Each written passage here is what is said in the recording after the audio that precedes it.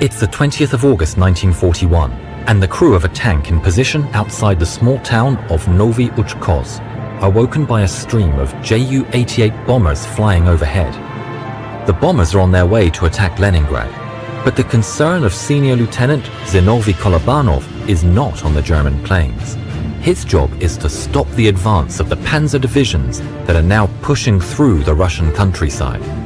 Kolobanov's weapon is the Soviet KV-1 tank, with a 76mm gun and thick armor.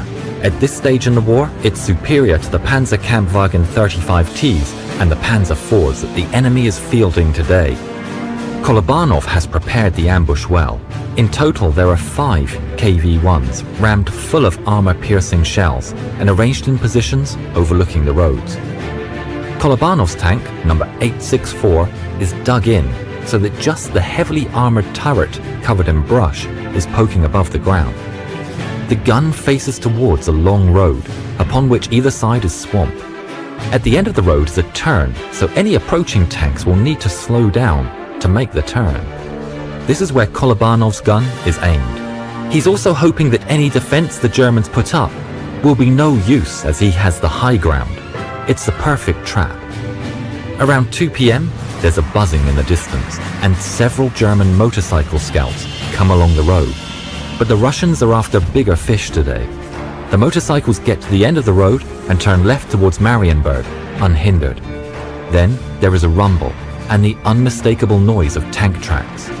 The main German force comes into view. Inside the KV-1, the gunner looks through his scope and starts counting the line, and counting, and counting. It's a huge line of 22 tanks and 2 anti-tank guns. The numbers are huge, but fortunately, the Russian crew are relieved to find at least there are no heavy tanks snaking along the road today. The road is now full of German machinery, and the lead tank gets to the end of the road and slows down for the turn. Kolobanov signals to his gunner, Andrei Usov. The work is about to begin. Usov readies himself in the tense moments before the battle begins, and then lets loose his first of many shots on that fateful day. There's a boom, and the tank jerks back under the recoil as a 76mm armor-piercing round flies across the Russian countryside and rips into the lead panzer. It's a critical hit. The Germans are dumbfounded. Was it a mine or something else? The tanks start to bunch together as they stop, boxing each other in. Then another boom as the second tank is hit.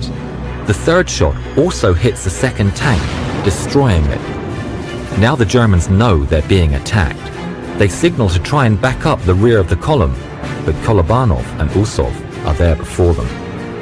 Targeting the last tank, there's another shot as the KV-1 lets loose another armor-piercing round that tears into the rear panzer. To be sure the head and the tail of the snake is immobilized, yet another round is sent into the rear panzer as it goes up in flames. The Germans realize they're trapped. Now they desperately try and figure out where the shots are coming from. Either side of the road are several haystacks which are targeted by the Germans, who mistakenly think that they're hiding Russian defenders. Then a chicken farm in the distance receives heavy fire. Another panzer is taken out, and they realize with dread that the shots are coming from a rise in the distance. Many of the panzers that aren't blocked in scatter off the road, all the while receiving fire from Kolobanov. But soon, their thin tracks get them bogged down in the swampy ground. Targeting the rise in the distance, the panzers start the return fire. Inside the KV-1, there is a resounding clang as the turret is hit.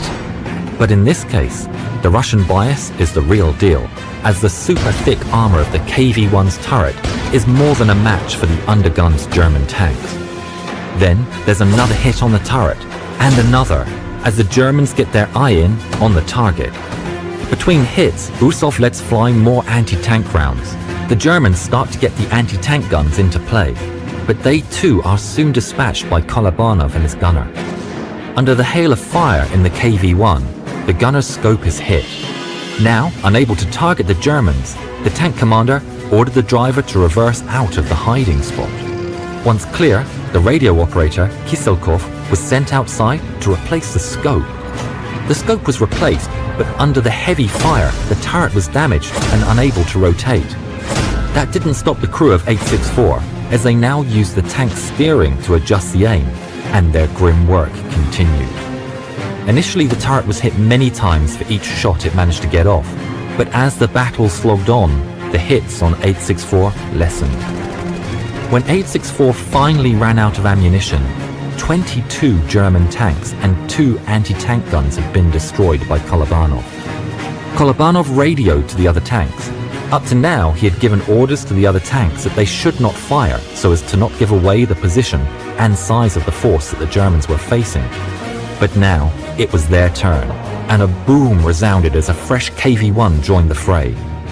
Finally, the total tally on that day was 43 German tanks destroyed, for not even one Russian tank. That isn't to say that 864 got out unscathed. Examining their tank after the battle, the crew counted 156 hits on their trusty KV-1, although none penetrated the armor. The road still exists today, and its name translated to English is Tank Alley.